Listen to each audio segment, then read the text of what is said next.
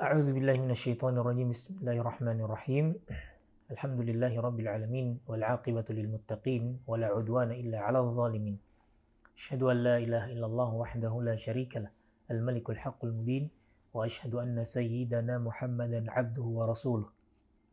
Khatamur rusul wan nabiyyin salawatullahi wa salamuhu alaihi wa ala alihi wa sahabatihi wa man tabi'ahum bi ihsanin ila yaumiddin. أما بعد اللهم علمنا ما ينفعنا وانفعنا بما علمتنا وزدنا علما رب اشرح لي صدري ويسر لي أمري واحلل عقدة من لساني يفقهوا قولي. Ikhwanana al-muslimin azani Allah wa iyyakum. Alhamdulillah, pada kesempatan kali ini kita dapat melanjutkan kembali kajian ilmiah kita secara online terkait fiqih riba yang kita sadur dari kitab Riba ad-dararuhu wa atharuhu fi dhawil kitabi wa sunnah.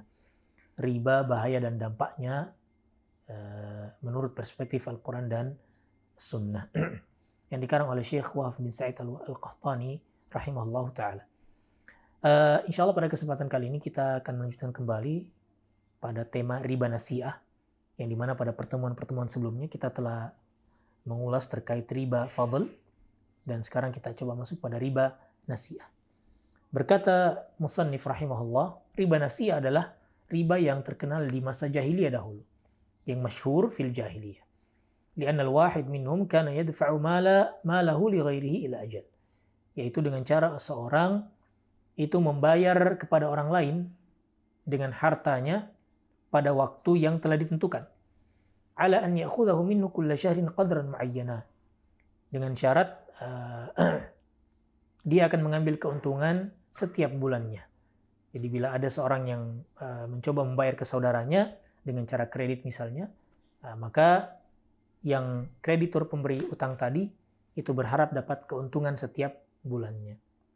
Wa ra'sul mal baqin bihalihi, dan utang tetap sesuai dengan kondisinya. Fa idza halla talabahu bi ra'si malihi fa in ta'azzara 'alaihi al-ada' zada fil haqqi wal ajal. Jadi kalau jatuh tempo, maka si kreditur meminta untuk dilunasi. Bila tidak mampu, maka dia akan memberikan tenggang waktu baru, namun dengan pertambahan nilai. Wa tasmiyatu hadha nasi'atan ma'a annahu yasduq 'alaihi ribal fadl. Hal ini dinamakan nasi'ah, yaitu keterlambatan, padahal sebenarnya boleh juga dikatakan sebagai riba fadl. Karena nasi'ah itu hiyal maqsuda minhu bidzat. Karena yang dimaksud dengan nasi'ah di sini, kenapa dinamakan nasi'ah, keterlambatan, karena terkait dengan apa? Utang yang dibayar kemudian terlambat lantas menghasilkan keuntungan baru. Kana Ibnu Abbas radhiyallahu anhuma la yuharrim illa riban nasi'ah. Dahulu Ibnu Abbas radhiyallahu taala anhuma tidak mengharamkan kecuali riba nasi'ah. Muhtajjan bi annahu al-muta'araf bainahum, dengan dalil bahwa itulah yang kita kenal di masa ini, yaitu yang dikenal oleh Ibnu Abbas di kala itu. Namun akan datang kita sebutkan beberapa dalil terkait rujuknya, yaitu kembalinya Ibnu Abbas radhiyallahu taala anhuma dari ungkapan beliau bahwa ribahnya dalam nasi'ah. Dan namun berjalannya waktu, Ibnu Abbas radhiyallahu taala anhuma itu merujuk ungkapan beliau, pernyataan beliau, fatwa beliau, kemudian beliau menyepakati bahwa riba juga berlaku pada riba fadl yang telah kita bahas pada pertemuan-pertemuan sebelumnya. Fala iskala fi dzalika walillahi alhamdu wal minna. Maka tidak ada masalah problem dalam pandangan fatwa beliau, karena ini adalah fatwa yang lama kemudian dihapuskan dengan fatwa beliau yang paling baru, yang paling update terkait riba atau terkait keharaman riba nasi'ah plus juga riba fadl. Kemudian beliau rahimahullah ta'ala menyebutkan beberapa beberapa dalil yang menjelaskan terkait riba nasi'ah serta keharamannya. La syakka anna riba nasi'ah la khilafa fi tahrimihi bainal ummah jam'a. Jadi tidak diragukan lagi bahwa riba nasi'ah adalah riba yang disepakati oleh para ulama keharamannya. Dan khilaf atau perbedaan pandangan itu hanya terjadi pada riba fadl di antara para sahabat ketika itu dan juga Ibnu Abbas radhiyallahu taala anhum ajma'in. Wa qad thabata 'an Ibnu Abbas annahu raja'a 'an qawli wa andhamma ila sahabati fil qawli bi tahrimi riba al-fadl. Namun telah valid dari Ibnu Abbas salah satu riwayat bahwa beliau telah rujuk dari ungkapan ini, dari fatwa ini kepada fatwa atas keharamannya riba fadl secara utuh.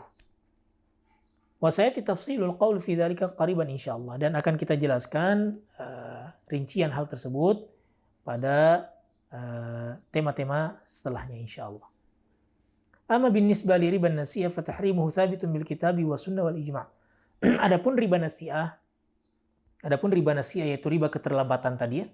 Terkait riba keterlambatan, misalnya ada pertukaran uang dengan uang yang satu sudah di tempat, kemudian uang yang satunya masih di rumah, jadi tidak ada di majelis akad. Atau dengan gambar yang beliau sampaikan tadi, yaitu seseorang berutang kepada si A misalnya, kemudian si A mengatakan jatuh temponya 5 bulan, setelah 5 bulan tidak lunas, maka ditambah masa tempo pelunasan namun dengan adanya keuntungan. Keharaman riba ini tetap telah valid dari kitab Al-Quran, hadis dan ijma' para ulama. Dari Abu Salih berkata, sami'tu Abu Sa'id Al-Khudri, aku mendengar Abu Sa'id Al-Khudri radhiyallahu anhu berkata, ad-dinar bid-dinar wa dirham bid-dirham. Emas dengan emas, perak dengan perak. Dinar itu mata uang emas, dirham itu mata uang emas di masa Nabi sallallahu alaihi wasallam. Mithlan bimithlin, harus senilai. Faman zada aw istazada faqad arba. Barang siapa yang menambahkan nilainya, maka dia telah melakukan riba. Faqultu lahu, maka aku katakan kepadanya, Inna ibn Abbas yaqulu ghaira hadha. Ibnu Abbas itu justru berkata selain ini, wahai Abu Sa'id Al-Khudri. Ibnu Abbas berkata bahwa riba hanya pada nasi'ah. Faqala laqad laqitu Ibn Abbasin faqultu lahu ara'aita hadha alladhi taqulu asyai'un sami'tahu min Rasulillah sallallahu alaihi wasallam aw wajadtahu fi kitabillahi azza wa jalla. Faqala lam asma'ahu min Rasulillah sallallahu alaihi wasallam. Jadi setelah itu Abu Sa'id Al-Khudri berkata kepada Abu Saleh periwayat ini, saya telah berjumpa dengan Ibnu Abbas radhiyallahu anhu dan saya katakan, apakah pandanganmu terkait riba itu hanya pada nasi'ah namun tidak pada fadl telah engkau dapatkan dari sabda Nabi sallallahu alaihi wasallam, atau mungkin sebelumnya telah engkau dapatkan dari Al-Qur'anul Karim? Kemudian Ibnu Abbas menjawab, aku belum mendengarnya dari baginda Rasul sallallahu alaihi wasallam. Dan aku juga tidak menemukannya di Al-Qur'anul Karim bahwa riba itu hanya pada nasi'ah, namun tidak pada riba fadl. Walakin haddatsani Usamah ibn Zaid anna Nabiy sallallahu alaihi wasallam qala ar-riba fi an-nasi'ah. Hanya saja aku pernah berjumpa dengan Usama bin Zaid kemudian menyampaikan kepada aku bahwa Nabi sallallahu alaihi wasallam bersabda, riba itu hanya berlaku pada riba nasi'ah. Sedangkan riba fadl berarti tidak berlaku. Wa fi riwayatin an Ibnu Abbas radhiyallahu anhuma, dan dalam riwayat yang lain dari Ibnu Abbas radhiyallahu anhuma, beliau berkata, haddatsani Usama bin Zaid anna Rasulullah sallallahu alaihi wasallam qala, Usama bin Zaid telah mengkabarkan kepada aku tentang sebuah hadis Nabi sallallahu alaihi wasallam bahwa tidak ada riba kecuali pada kasus nasi'ah. Baik, ikhwatal Islam azani Allah wa iyyakum. Ini adalah satu keterangan di mana Ibnu Abbas radhiyallahu taala anhu dahulu itu memiliki pandangan fatwa bahwa riba hanya berlaku pada riba nasi'ah, tidak berlaku pada riba fadl. Sehingga terjadi diskusi, dialog antara Ibnu Abbas dan Abu Sa'id Al-Khudri radhiyallahu taala anhum jami'an bahwa Abu Sa'id Al-Khudri membawakan hadis riba itu juga berlaku pada riba fadl, itu terkait apabila pertukaran dinar dengan dinar, dirham dengan dirham, maka tidak boleh ada nilai yang berlebih, harus sama dan setara nilai.